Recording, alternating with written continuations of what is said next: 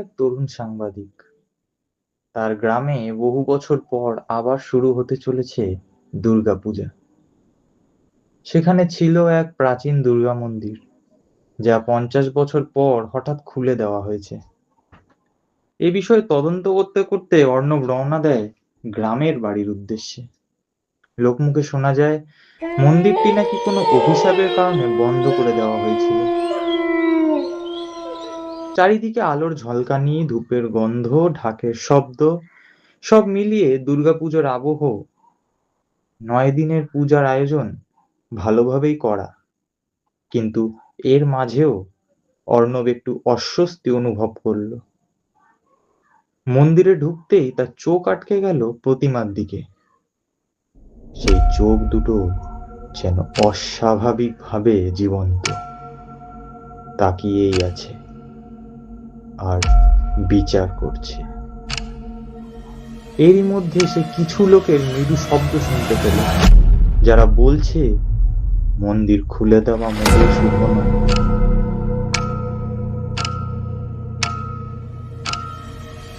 প্রথম রাত।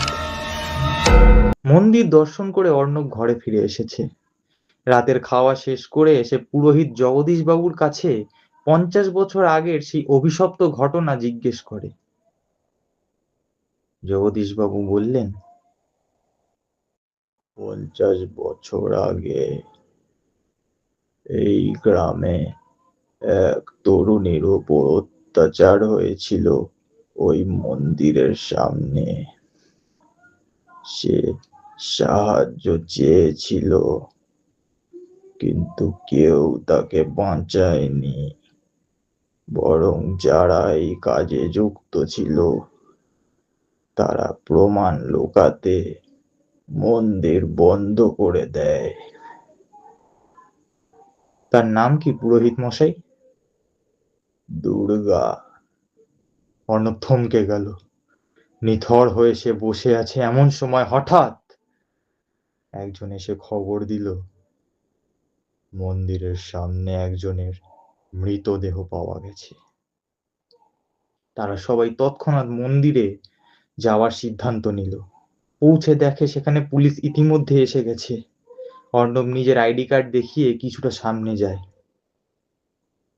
মৃতদেহের মুখে জমাট ভয়ের ছাপ, পাশে মাটিতে খোদাই করা একটি চিহ্ন, কিছুটা ত্রিশূলের মতো কিন্তু একটু বিকৃত। পুলিশ বলল এটা খুন, কিন্তু গ্রামের এক বৃদ্ধ ফিসফিস করে বললেন, না বাবু, এটা বিচার।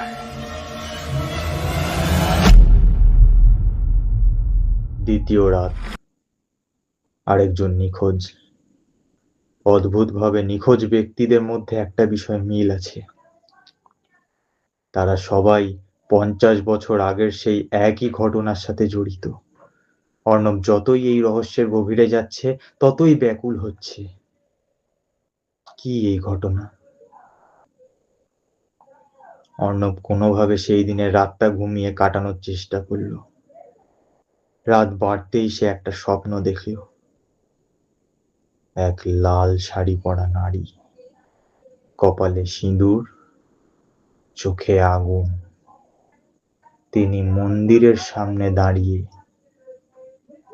অর্ণবকে শুধু একটাই কথা বললেন, সত্যিটা খুঁজে বের করো। ঘুম ভেঙে গেলে তার শরীর ঠান্ডা হয়ে গেল। তৃতীয় থেকে সপ্তম রাত। প্রতিদিনই একজন করে অদৃশ্য হয়ে যাচ্ছে। পুজোর উত্তেজনা ধীরে ধীরে ভয়ে পরিণত হতে শুরু করেছে। গ্রামের মানুষ আতঙ্কে বাড়ি থেকে বেরোনো প্রায় বন্ধ করে দিয়েছে। অর্ণব নিজের ব্যাগ থেকে তার বাবার দেওয়া এক পুরোনো দিনের ডায়েরি বের করলো। সেখানে লেখা, ওরা আমাকে মেরে ফেলবে, কিন্তু আমি ফিরবো, বিচার নেব। ডায়েরির শেষ পাতায় সেই একই রকম ত্রিশূলের চিহ্ন। অষ্টমীর রাত। এক এক করে সেই অপরাধের সাথে জড়িত সবাই নিখোঁজ হয়ে গেছে। এখন শুধু একজন বাকি। অর্ণব আয়নার সামনে দাঁড়িয়ে, তার চোখের নিচে কালো দাগ, ঠোঁট শুকনো। সে বুঝতে পারছে না মৃতদেহের পাশে থাকা ত্রিশূলের চিহ্নের সাথে তার হাতে থাকা চিহ্ন মিলে গেল কিভাবে। সে জানে না কখন নিজের অজান্তে এই চিহ্ন এঁকেছে। সেও কি কোনোভাবে এই ঘটনার সাথে যুক্ত? অন্যদিকে পুলিশ তদন্তে একটা ভয়ানক জিনিস খুঁজে পেল। সব মৃতদেহে একই ডিএনএ ট্রেস,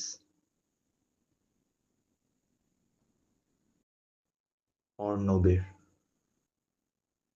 কিন্তু এটা সম্ভব নয়, কারণ কিছু খুন এমন সময়ও হয়েছে যখন অর্ণব গ্রামে ছিল না। তাহলে যা ঘটে চলেছে তা কি? অর্ণব সারা রাত জেগে রহস্যের সমাধান করতে পুরনো রেকর্ড দেখতে শুরু করলো। সে জানতে পারলো 50 বছর আগের সেই অপরাধের সঙ্গে যখন তার বাবা জড়িত এবং নারীটি ছিলেন গর্ভবতী,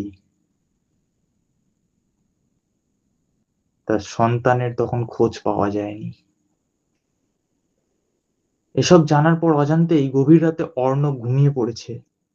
সে স্বপ্নে আবার সেই লাল শাড়ি পরা মেয়েটিকে দেখতে পেল, কিন্তু তার রূপ বদলে গেছে। চোখে আগুন, পেছনে 10টি ছায়া হাত, কণ্ঠে একসাথে হাজার মানুষের আওয়াজ। তিনি বললেন, আমি শুধু প্রতিশোধ নই, আমি বিচার, আমি শক্তি, আমি দুর্গা।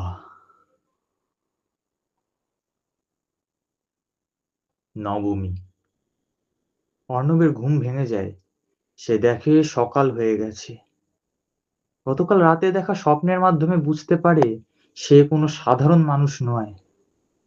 ওই মেয়েটির অজাত সন্তান, যাকে বাঁচাতে না পেরে দেবী নিজের শক্তি দিয়ে তার আত্মাকে রক্ষা করেছেন।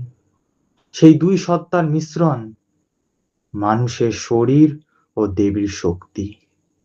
তাই সে কখনো নিজে খুন না করলেও তার ভিতরের শক্তি করেছে।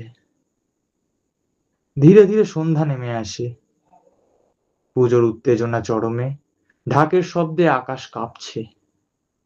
অর্ণব মন্দিরের সামনে দাঁড়িয়ে। সে প্রতিজ্ঞা করেছে ওই বেঁচে থাকা একজন অপরাধীকে শাস্তি দেবে।